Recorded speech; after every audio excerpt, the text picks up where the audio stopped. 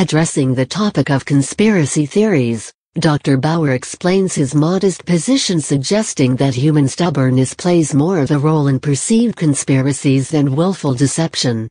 Alex Sakaris, let's talk a little bit about conspiracies, because you pull up short of drawing a line between these instances of dogmatism and monopolies and cartels in science and medicine, and what are commonly referred to as conspiracy theories.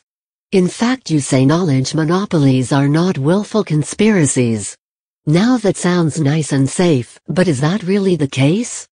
Dr. Henry Bauer, well, I define conspiracy as people deliberately bringing about circumstances that they fully know are purely for their own benefit, and not anybody else's. Alex Sakaris, well, that's a pretty narrow description, and it gets to be a slippery slope.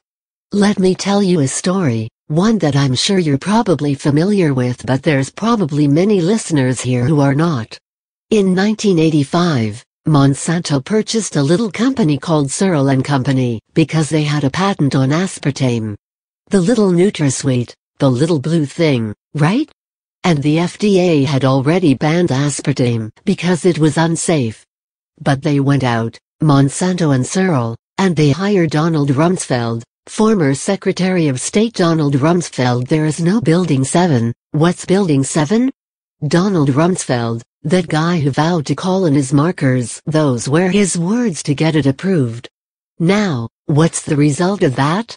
If you go down any supermarket and pick up a can of Diet Coke, Diet Pepsi, any soft drink, and you read the back of it, it's got aspartame on it. You go to any restaurant, get those little blue packets, aspartame. So here's a case where this is clearly a conspiracy. Science is the pawn in the game. But what's really going on is big business. Billions of dollars made by Searle and Monsanto. Millions and millions of dollars made by Rumsfeld. Many people don't realize the wealth that guy accumulated from this single coup that he was able to pull off in terms of doing an end run on the FDA. Doesn't this kind of stuff go on time and time again, and it's just underneath our personal radar? Dr. Henry Bauer, Rumsfeld, by the way, is also making money through Gilead, which is one of the biggest manufacturers of the antiretroviral drugs, and in particular those that are being currently touted as a prevention against infections. But do you think Rumsfeld believed he was doing something wrong? See, I don't. I think human beings have tremendous capacity for not seeing facts that contradict what their beliefs are, and a way of just shoving aside, not thinking about unpleasant things.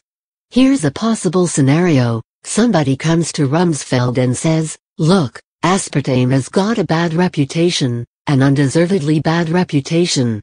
Here are a couple of my well-qualified friends who can tell you about that. Can you help us to get around this situation?